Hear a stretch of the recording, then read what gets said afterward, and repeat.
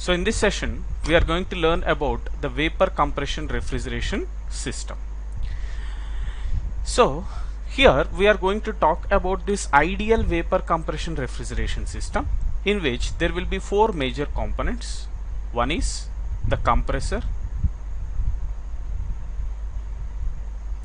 second one is the condenser, third one is the evaporator, and the fourth one is the expansion device. So these are the four major components that we come across in a simple vapor compression refrigeration system here. Now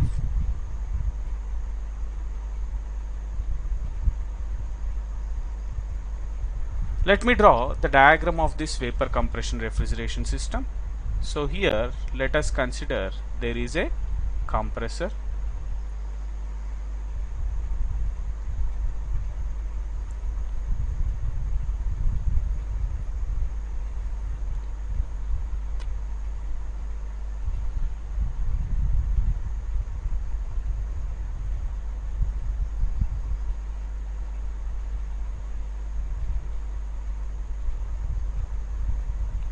so this compressor is connected to a condenser like this.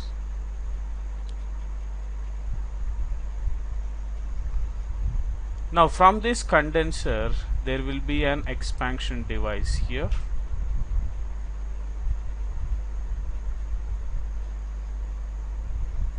and from the expansion device you can come across an evaporator coil.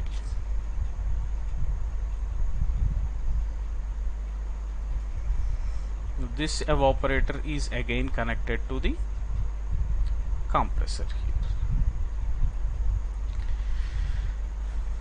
Now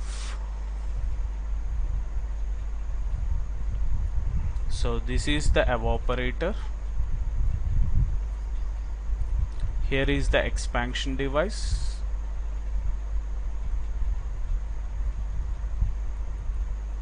this is the condenser, and here is the compressor. Now within the evaporator we will keep the products that are to be cooled. Now the refrigerant enters into the evaporator at a low pressure, lower temperature,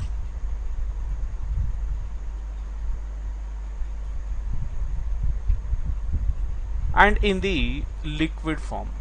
So low pressure, low temperature liquid refrigerant enters into the evaporator. So in the evaporator, this low pressure, low temperature liquid refrigerant absorbs heat from the products that are to be cooled, and as a result of that there will be a phase change taking place at constant pressure. So here the pressure remains constant, and as the liquid refrigerant absorbs heat from the products that are to be cooled, this liquid refrigerant gets vaporized, and as a result of that, at the same pressure, lower pressure, the temperature at this point and at this point may be same, or the pressure as it is remaining constant, the temperature at this point may also increase depending upon how much amount of heat that is absorbed by the refrigerant. So let us say for instance there is same temperature, so low pressure, low temperature vapor refrigerant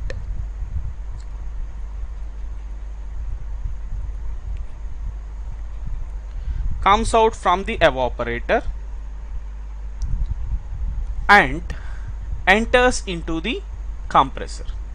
Now in the compressor isentropic compression takes place. So the compression is assumed to be isentropic, and As a result of that isentropic compression in the compressor, the pressure increases,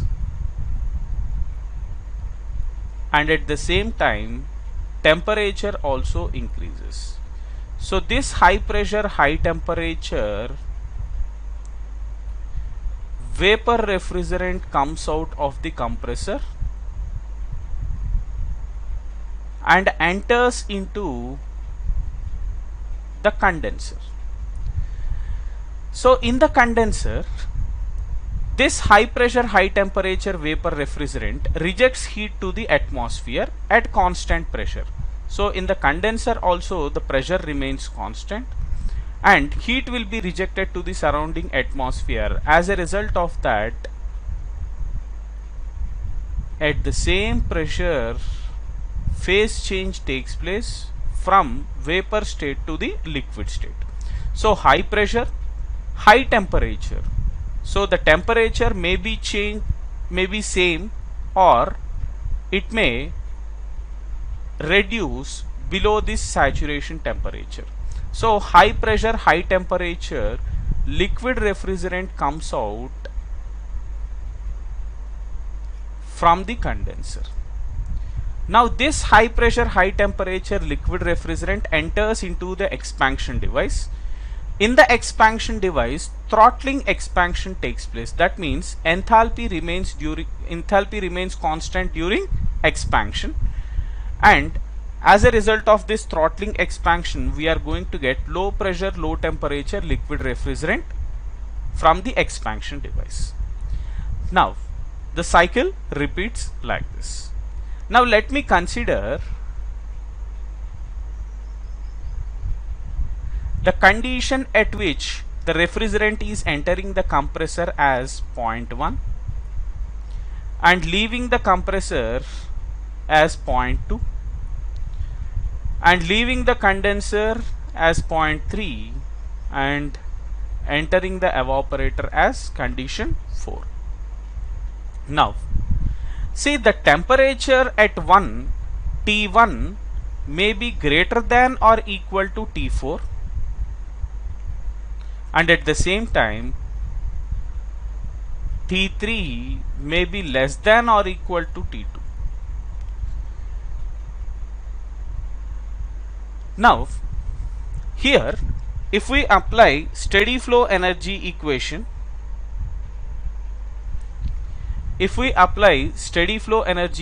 for each of the component, because each component of this particular vapor compression refrigeration can be considered as an open system. So when we apply steady flow energy equation for the compressor, first of all, H1 is the enthalpy with which the refrigerant is entering into the compressor. Now to the compressor, work input should be given such that there will be an increase in the pressure as well as temperature. So H1 is equal to H2 minus the amount of work input that we are giving to the compressor. So from this, work input to the compressor will be H2 minus H1. So work input to the compressor is H2 minus H1 here. Now here in the condenser, heat rejection takes place to the atmosphere. So let us say H2 is the enthalpy with which refrigerant is entering into the condenser, and in the condenser heat rejection takes place at constant pressure. So let us write minus QR. This is equal to H3 enthalpy. So from this we can write heat rejected QR is equal to H2 minus H3. So this is the amount of heat that is rejected. Now in the expansion device, throttling expansion takes place. As a result of this, what happens is the high pressure, high temperature liquid refrigerant gets converted to low pressure, low temperature liquid refrigerant because of the expansion in the throttling device or expansion device. So throttling expansion means the enthalpy remains constant during this expansion. So H3 is equal to H4, but the pressure and temperature drops here in this particular condition. Now H4 is the enthalpy with which the refrigerant enters into the evaporator. In the evaporator, heat will be absorbed by the refrigerant from the products that are to be cooled. So this heat absorption can also be called the refrigerating effect or the cooling effect that is given to the products. So H4 plus the amount of refrigerating effect, this will be equal to H1.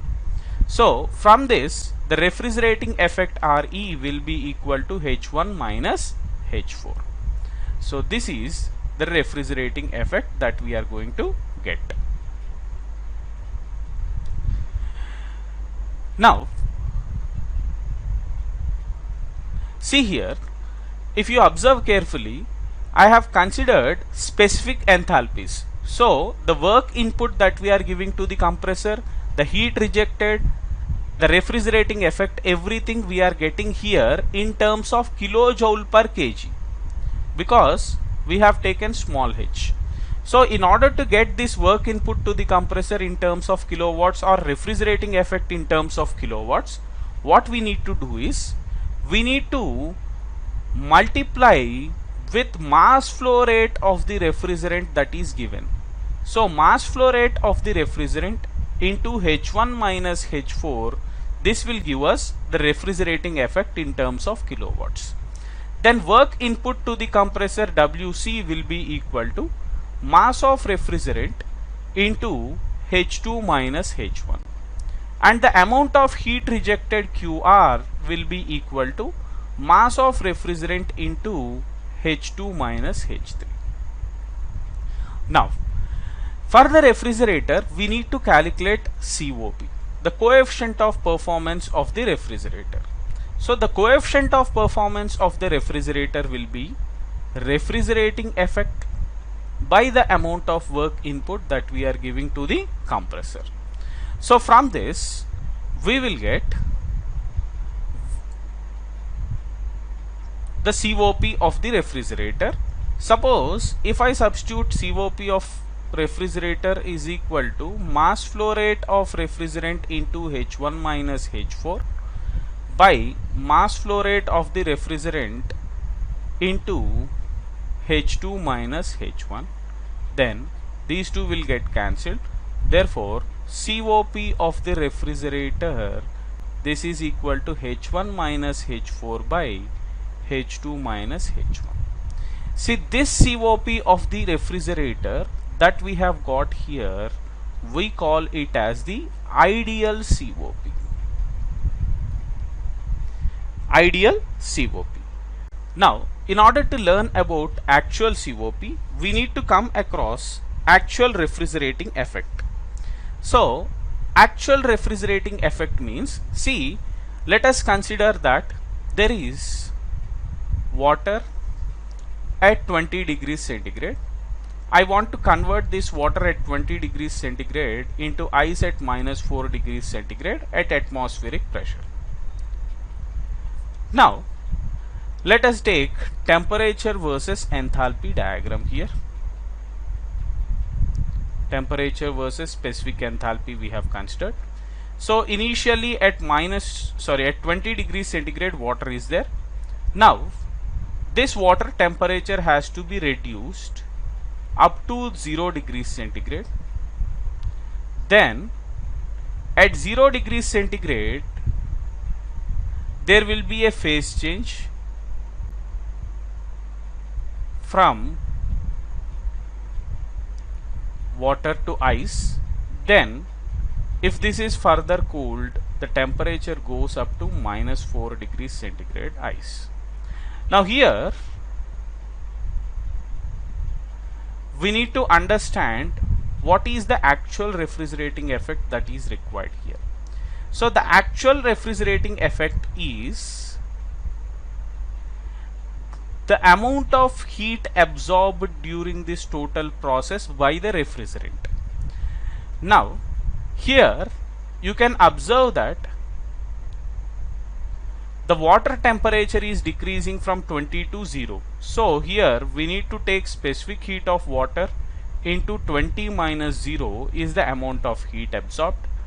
Then here there is a phase change from liquid to ice. So latent heat of ice you will consider.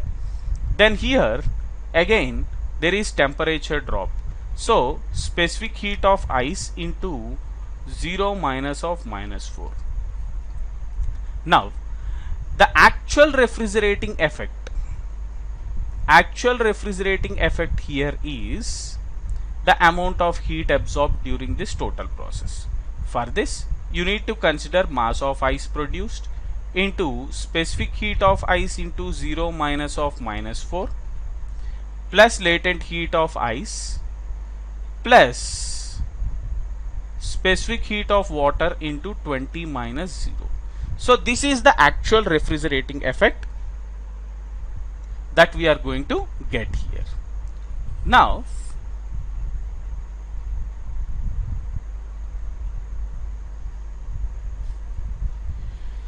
the actual COP of the refrigerator actual will be equal to the actual refrigerating effect that we have got here divided by the work input we have given to the compressor. This work input we need to consider. Now the work input that we are giving to the compressor is same. Ideally the refrigerating effect should be this one, mass of refrigerant into H1 minus H4. But actually due to some losses there might be variation in the refrigerating effect. That means the ideal refrigerating effect may not be equal to the actual refrigerating effect. As a result of that there will be a variation in the COP. So the difference or this variation in the COP is given by the relative efficiency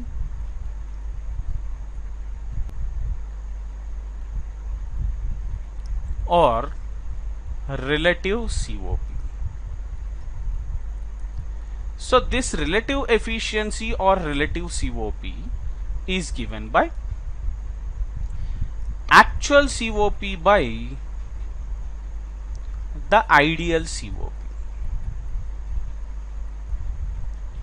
Now actual COP is actual refrigerating effect by the work input that we are giving to the compressor, and ideal refrigerating effect is the ideal refrigerating effect that we are getting divided by the work input that we are giving to the compressor.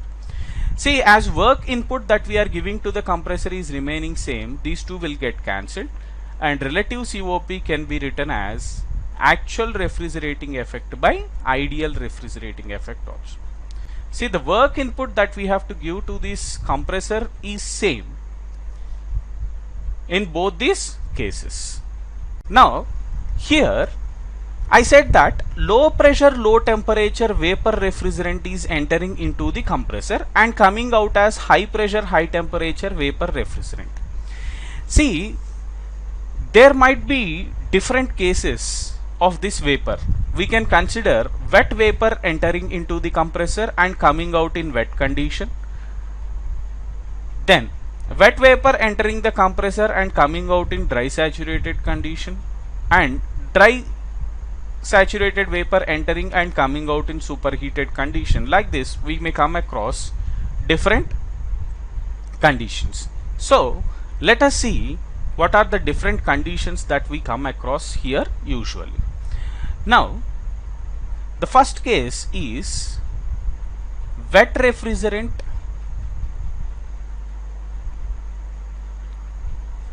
entering the compressor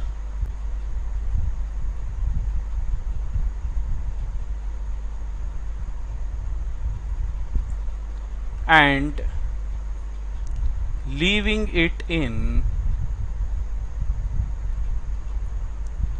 the wet condition. Now this is the first case that we need to come across. Now here let me draw two diagrams. One is the pressure specific enthalpy diagram, pH diagram. The second one is temperature entropy diagram, TS diagram. So pH diagram will look like this, and TS diagram, we know that this is going to be a bell-shaped curve. Now wet refrigerant is entering the compressor and leaving in wet condition. See, when wet refrigerant is entering into the compressor, it will be entering at lower pressure and lower temperature. So let us say point 1 is within this vapor dome and at lower pressure. Then here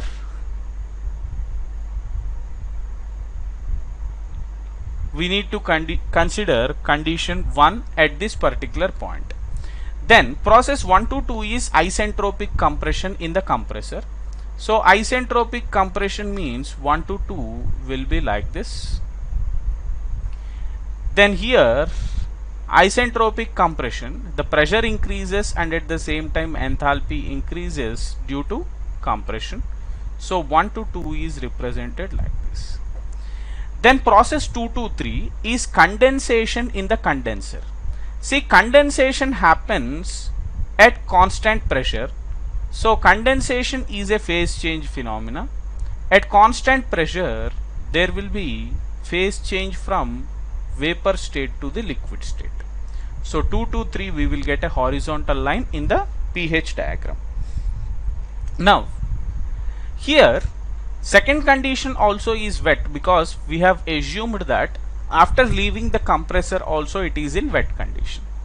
Now process 2 to 3 in the TS diagram is also represented by a horizontal line, because there is a phase change from vapor to liquid state, and phase change usually happens corresponding to the saturation temperature, which is considered as constant.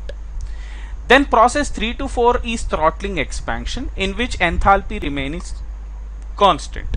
So this throttling expansion is represented as a dotted line here. The reason is that this throttling expansion is irreversible condition. So 3 to 4 should be represented as a dotted line. Then in the TS diagram, due to expansion, there will be a drop in temperature, but there will be an increase in the entropy. So 3 to 4 you will get like this. Then process 4 to 1, at constant pressure vaporization takes place. So 4 to 1 constant pressure vaporization from this condition to here in the evaporator. Then in the evaporator here, the phase change takes place at constant temperature called the saturation temperature. So this is the pH and TS diagrams here. Now we know that the condition S1 is equal to S2 because isentropic compression we have assumed. So when we have assumed isentropic compression, then during process 1 to 2 you should take S1 is equal to S2. So here we have considered isentropic compression. Then both are wet conditions, so S1, S2 we should use wet steam or wet refrigerant formulas. Those are SF1 plus X1 into SFG1, or SF1 plus X1 into SG1 minus SF1, or SF1 plus X1 into HFG1 by T1.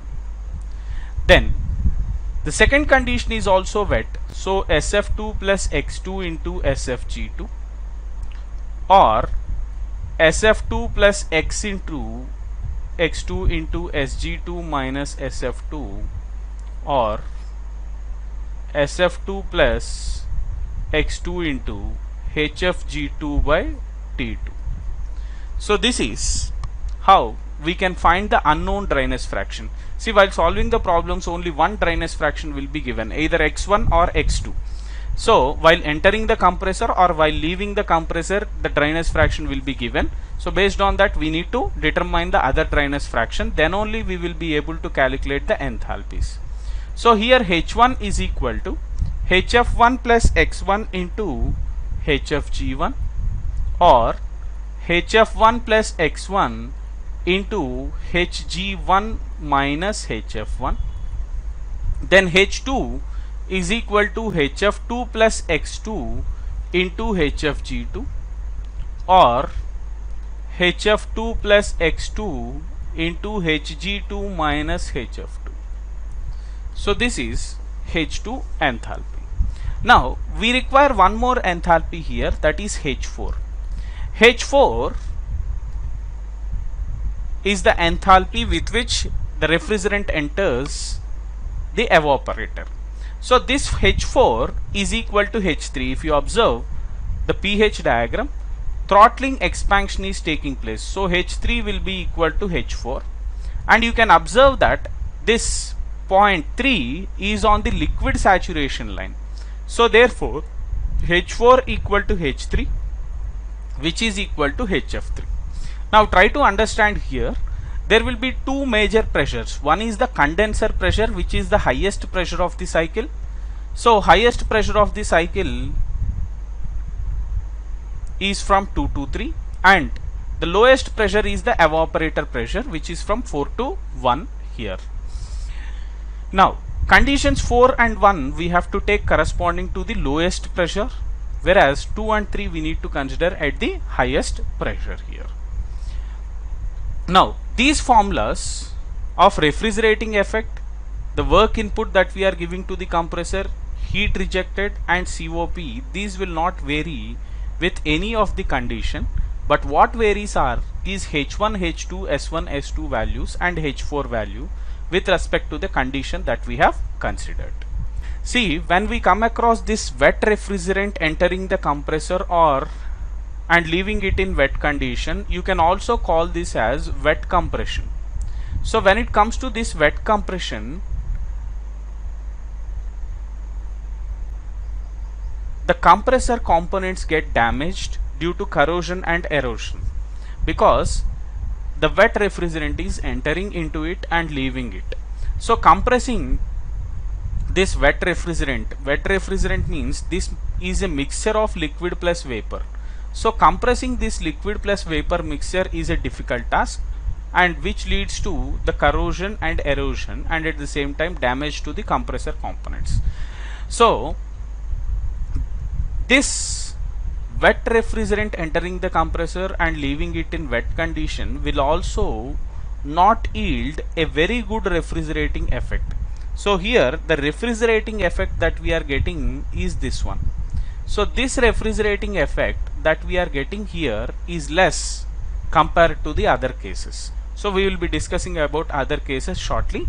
So with the given work input, we are not also going to get a proper refrigerating effect. As a result of that, the COP will be less in this particular case.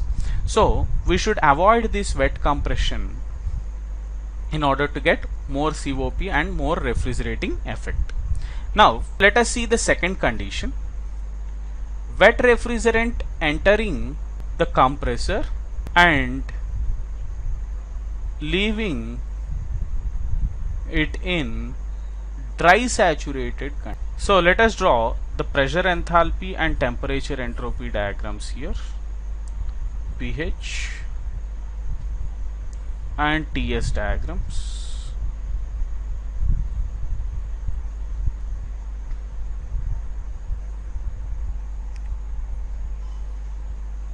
So pH, and this is the TS diagram. Now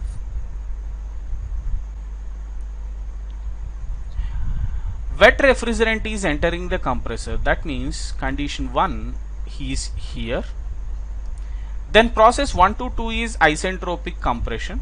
So you should draw a vertical line in the TS diagram like this, and it is leaving the compressor in dry saturated condition. So point 2 should be on the vapor saturation curve. Then here in the pH diagram,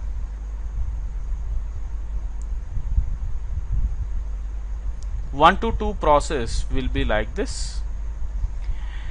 Then process 2 to 3 is condensation at constant pressure. So from saturated vapor to saturated liquid condition, there will be heat rejection at constant pressure. And here also phase change takes place at constant temperature, called the saturation temperature. Then 3 to 4 is throttling expansion. So throttling expansion in the pH diagram is represented as a vertical line like this. And here the throttling expansion is a curve 3 to 4. Then 4 to 1 is evaporation, which is taking place at constant pressure, and at the saturation temperature this evaporation from state 4 to state 1 takes place. Now here almost the compression is happening in the wet region only, and this case also will not give us more COP. Now let us see what will be the formulas of S1, S2, H1, H2 and H3. So S1 equal to S2. The first condition is wet, so you should take SF1 plus X1 into SFG1, or SF1 plus X1 into SG1 minus SF1, or you can take SF1 plus X1 into HFG1 by T1, depending upon the data given. Then second condition is dry saturated, so simply you can use SG2 as the formula. Then H1 is the initial enthalpy. This will be HF1 plus X1 into HFG1, or HF1 plus X1 into HG1 minus HF1. H2 is dry saturated, so you can simply write it as Hg2. So you can observe that point 2 is dry saturated, so simply it is Hg2. Then H4 enthalpy is equal to H3, which is equal to HF3 here. So H4 is equal to H3, which is equal to HF3. Now in this case also, the formula of refrigerating effect, work input, everything is same, but the conditions H1, H2 and H4 will be different compared to the previous case. As a result of that, there might be a variation in COP compared to the previous case. But if you observe here, in this case and in the previous case, suppose if we put point 1 as same in both the cases, that means the refrigerant entering the compressor in condition 1 and condition 2 are same, then the amount of work input that is required in this particular case will be higher. As a result of more work input, then the COP will reduce in this case. See, remember, here I am considering point 1 as same. That means the entry condition to the compressor in condition 1 and condition 2 I am taking the same. So when we consider so, the amount of work input that is required in order to get wet steam here out and in order to get dry steam here, dry refrigerant here will be different. And in this particular second case, the amount of work consumed by the compressor in order to get a dry saturated refrigerant out will be more. So as a result of that, the COP will be less in this particular case. So try to remember that when we fix this point 1, the amount of work input required is more in this case, and refrigerating effect, even though it is same, the COP will be less in this case because of more work input. Now let us see the third case. So if we consider the third case, wet refrigerant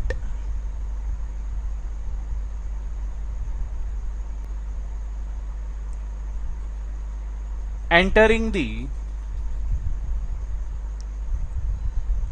compressor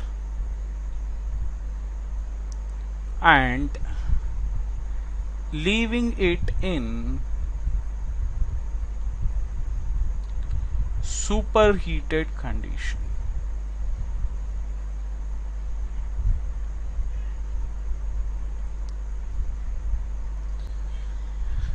Now let us see pH and TS diagrams in this particular case.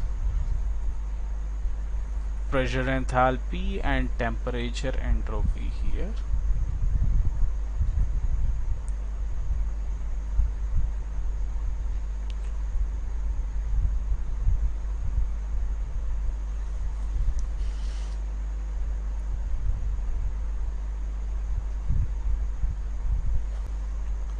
Now wet refrigerant is entering into the compressor.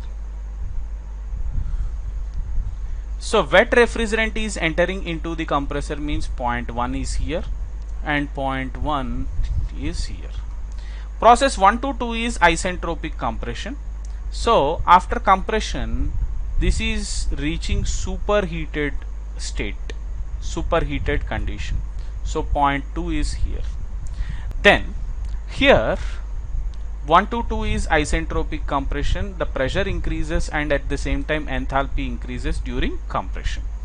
Then 2 to 3 is constant pressure heat rejection in the condenser. So in the pH diagram we will get the curve like this.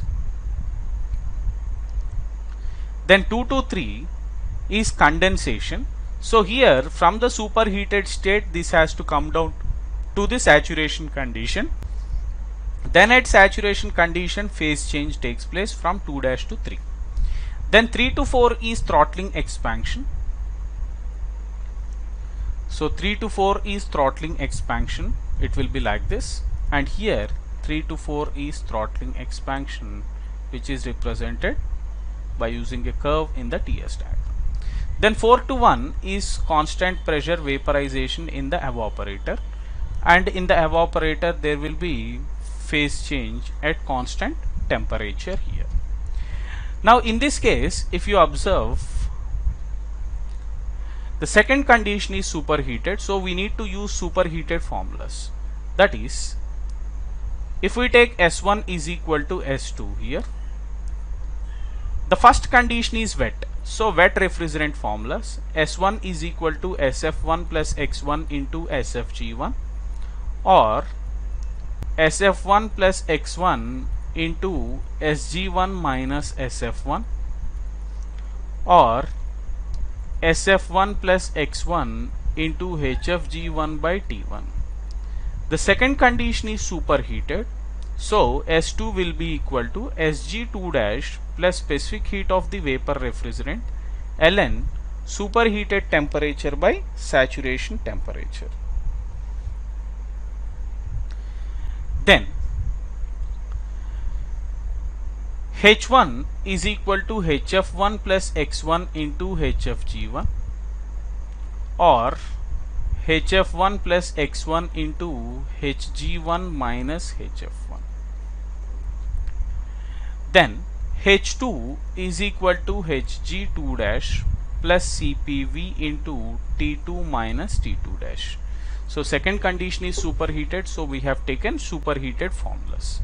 Then H4 is equal to H3, which is equal to HF3.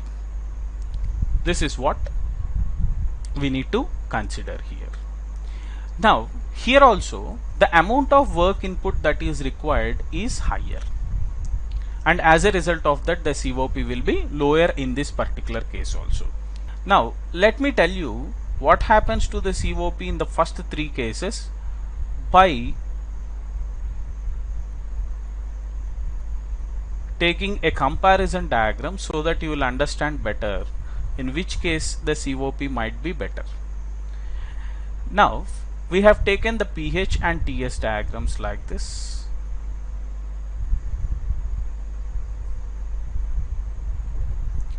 So the first case that we have considered is wet refrigerant entering the compressor and leaving in wet condition. So 1 to 2, let us say it is like this. Then 2 to 3, 3 to 4, and 4 to 1 is like this. So 1, 2, 3, 4, let us say it is representing case 1. Then here 1, 1 to 2, 2 to 3, phase change, 3 to 4, throttling expansion, and 4 to 1 is like this. Now see, let me consider this entry condition is same in all the 3 cases. So if we consider entry condition same in all the 3 cases, then for the second case also, when dry saturated refrigerant is coming out, this condition also will remain same. So let us say this is 2 dash, and here 1 to 2 dash isentropic compression has to take place, and this should come out in the dry saturated state. Then 2 to 3 dash, this is 2 dash, this is 3 dash, this is phase change. Then here also it will be phase change that will be taking place, and 3 dash to 4 dash throttling expansion, and 4 dash to 1 will be like this. So this is condition 2. So here also you can draw like this, 4 dash to 1. Now let us draw the third case. So the third case is superheated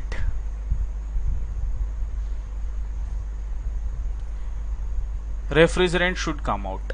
So if superheated refrigerant has to come out, then it will be like this, 1 to 2 double dash, let us say 2 double dash to 3 double dash, 3 double dash to 4 double dash, and 4 double dash to 1. So here if superheated refrigerant has to come out, it should come out from here, this is 2 double dash, then from here superheated to the saturation state, then phase change, then here the throttling expansion has to take place, and 4 double dash to 1 is the refrigerating effect. Now you observe this diagram carefully. If we are considering the same condition at which the refrigerant is coming out from the evaporator, this condition, you can observe that the amount of work that is required to get superheated refrigerant out is higher. So as work input that we are giving is higher, then the COP will be less in the third case. So COP in the first case will be greater than COP in the second case, than COP in the third case, when we have considered the same exit from the same condition exit from the evaporator. Now here you can observe that the COP in condition 1 is more than COP in condition 2 than COP in condition 3, because we are considering here the same exit condition from the evaporator. So the amount of work required for superheated refrigerant to come out from the compressor is more. So therefore these 3 cases, as they are considering wet refrigerant entering into the compressor, there will be a serious problem with the damage of the compressor components. So that is reason we need to avoid these 3 conditions. Now let us go for the fourth condition. The fourth condition is dry saturated refrigerant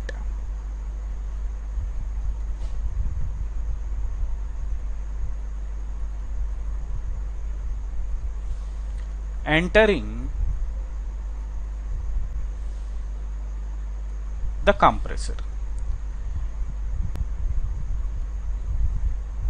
Now let us consider the pH and TS diagrams here. Pressure enthalpy, temperature entropy diagram here,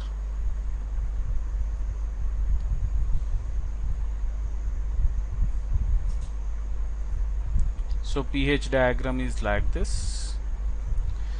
Now dry saturated refrigerant is entering into the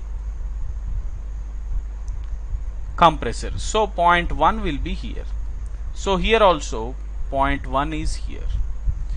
Then isentropic compression takes place. If you observe, if isentropic compression takes place, the second condition is obviously coming into the superheated state. So point 2 will be in the superheated region. So here also isentropic compression, the pressure rises, enthalpy increases. Then 2 to 3 is condensation at constant pressure. So there will be a phase change taking place at constant pressure. Then here from the superheated temperature, the temperature has to drop to saturated state, and at the saturated state phase change takes place at constant temperature or the saturation temperature. Then 3 to 4 is throttling expansion, and here 3 to 4 is throttling expansion. 4 to 1 is constant pressure vaporization, and here the vaporization takes place at a constant temperature called the saturation temperature. Now here also we need to consider S1 is equal to S2. The first condition is dry saturated, so S1 is simply equal to Sg1. Second condition is superheated, so you should take Sg2 dash plus Cpv ln superheated temperature by saturation temperature. So superheated temperature is T2 and saturation temperature is T2 dash. Now here the enthalpies H1 is equal to Hg1 and H2 will be equal to Hg2 dash plus Cpv into T2 minus T2 dash. So this is the formula that we need to remember. And here enthalpy H4 is equal to H3, which is equal to HF3. This will not vary because enthalpy is remaining constant during the throttling process. Now if you observe this fourth case, there is no problem of wet compression because dry saturated refrigerant is entering into the compressor. So there is no problem of corrosion and erosion. Then at the same time the refrigerating effect is also increasing compared to the previous cases. So as the refrigerating effect is more here, the COP is greater than the first three cases. And try to remember that if no condition is given in the question, then you should assume this particular condition and solve the problems. Sometimes they may not give the condition and you have to assume by yourself, and based on that you need to solve. So at that point of time, remember that you should use this fourth condition and solve the problems. Now let us go to the next case. So in this case we are considering superheated refrigerant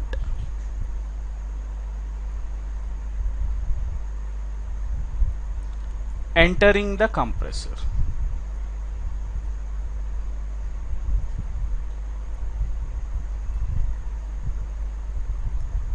So if we consider superheated refrigerant entering the compressor, so let us consider the pH and TS diagrams here.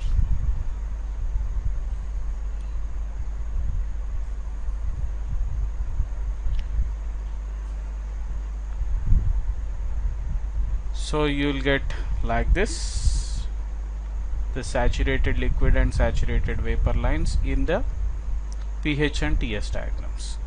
Now superheated refrigerant entering the compressor, that means position 1 will be outside the vapor dome like this. Position 1 is outside the vapor dome. 1 to 2 is isentropic compression, so you will get a vertical line in the TS diagram like this, whereas in the pH diagram the pressure increases and at the same time enthalpy increases due to compression. Then 2 to 3 is condensation at constant pressure. You will have the curve like this or line like this in the pH diagram, and in the TS diagram the temperature comes down to the saturated state, then phase change takes place from 2' to 3. Then 3 to 4 is throttling expansion. You will come across the throttling expansion like this, and here 3 to 4 the expansion will be like this. Now 4 to 1, at constant pressure there will be vaporization in the evaporator, so you will get the curve like this, and here from 4 to 1' there will be phase change in the evaporator, and 1' to 1 superheating happens. That means the temperature of the refrigerant increases in the evaporator itself. Now if you observe, the entry condition and exit condition both are superheated, so he will give only one superheated temperature. We have to determine the other by using this S1 equal to S2 condition. So S1 will be equal to Sg1' plus Cpv ln superheated temperature is T1 by saturation temperature is T1'. The second condition is also superheated, so S2 is equal to Sg2' plus Cpv ln T2 by T2'. Then H1 is equal to Hg1' plus Cpv into T1 minus T1', and H2 is equal to Hg2' plus Cpv into T2 minus T2', and H4 is equal to H3, which is equal to HF3. This we need to consider. Now if you observe this diagram carefully, the amount of refrigerating that effect that we are getting, so the refrigerating that we are effect that we are getting here is this one, and if you observe, of all the conditions that we have learned, this is giving us more refrigerating effect. So H1 minus H4 is the refrigerating effect, and that refrigerating effect can be obtained from the pressure enthalpy diagram. So the area under this 4-1 curve will give us the refrigerating effect.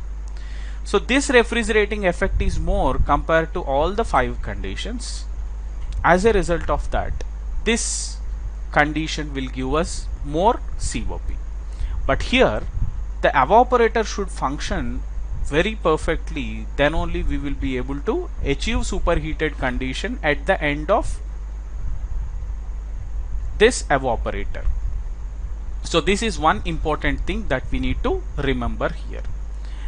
Now see, without any variation in the compressor work input, we need to improve the COP of this vapor compression refrigeration system. So without any variation in the compressor work input means this 1 to 2 condition should remain the same, but we need to improve the COP. So 1 to 2 condition is remaining the same means the highest pressure of the cycle, that is the condenser pressure, and the lowest pressure of the cycle must remain same. In order to improve the COP, we need to consider a 6th condition, that is superheated refrigerant is entering the compressor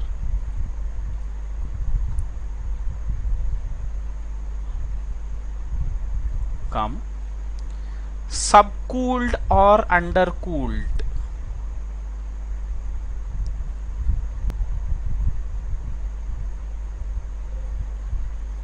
refrigerant leaving the condenser.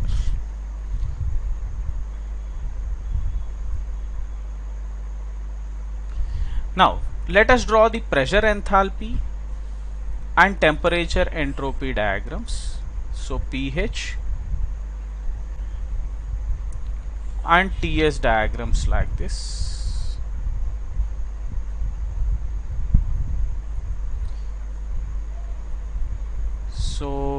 you will get a bell-shaped curve like this, and in the pH diagram the curve will be like this.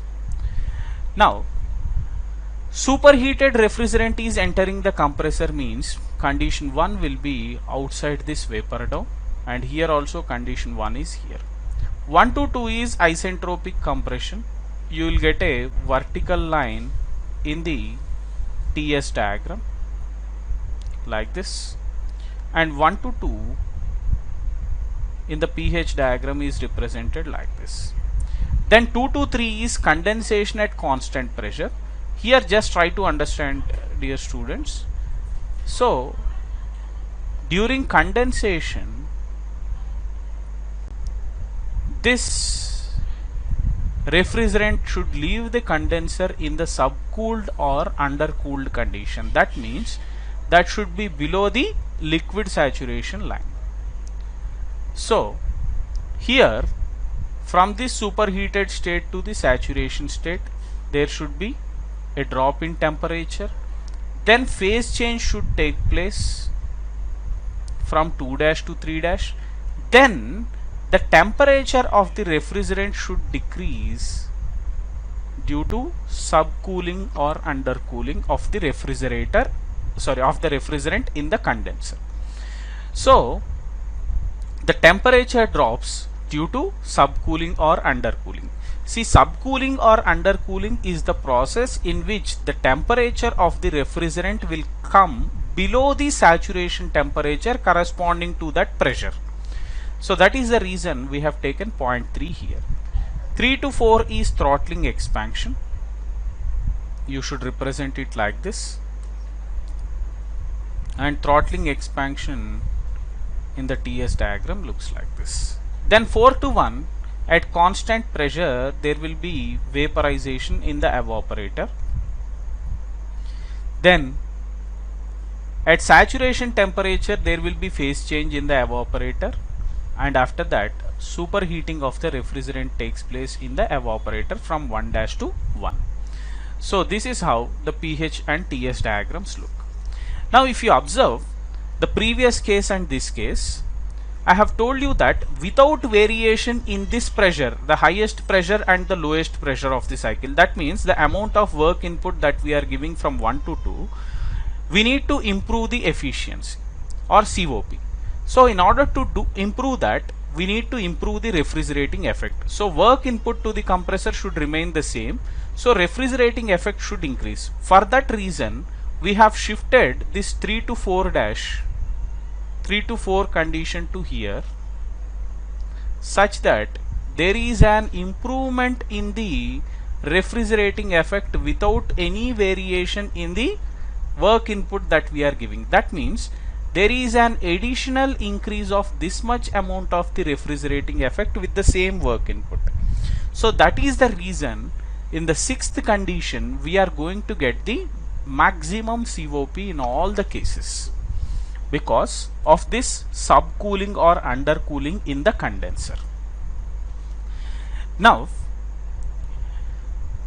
let us see what happens to these S1, S2 values. S1 is equal to S2. Both are superheated conditions. So S1 is equal to Sg1 dash plus specific heat CPV ln T1 by T1 dash. Then S2 will be equal to Sg2 dash plus CPV ln T2 by T2 dash. Then H1 will be equal to Hg1 dash plus CPV into T1 minus T1 dash, and H2 will be equal to Hg2 dash plus CPV into T2 minus T2 dash. Now here H4 will be equal to H3 but not equal to HF3. The reason is, in this particular case you can observe that H4 enthalpy is equal to H3, and HF3 means enthalpy of liquid is up to this particular point. This is HF3 dash. Corresponding to that pressure, from the tables we will get this enthalpy. but we require this enthalpy, which is H4 is equal to H3. So in order to get this H4 is equal to H3, we need to subtract this much amount of enthalpy, from HF3 dash. So what is this amount of enthalpy? So this amount of enthalpy will be specific heat of the liquid refrigerant. See here, from 3 dash to 3, it is entering into subcooled region. That means this is the liquid region. So therefore, specific heat of the liquid into here T3 dash minus T3. So the temperature is decreasing from T3 dash to T3. So therefore CPL into T3 dash minus T3 we need to consider. So H4 is equal to H3, which is equal to HF3 dash minus specific heat of the liquid refrigerant into T3 dash minus T3. This will give us the value of H4 in this particular case. Now, see why we have taken CPL here and CPV here. What is this V here is, this is representing the vapor state. You can observe that all this is in the vapor region or the steam condition. So I am just putting specific heat at constant pressure of the vapor, whereas you can observe here I have taken specific heat at constant pressure of the liquid. The reason is this region is the liquid region. So try to understand that. Now you can observe this sixth case is going to give us the maximum COP because of subcooling or undercooling. Now this subcooling or undercooling,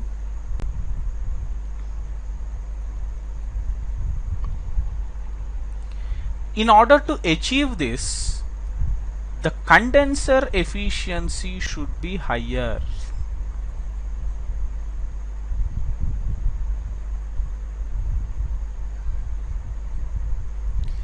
So this condenser should be more efficient and it has to reject more amount of heat.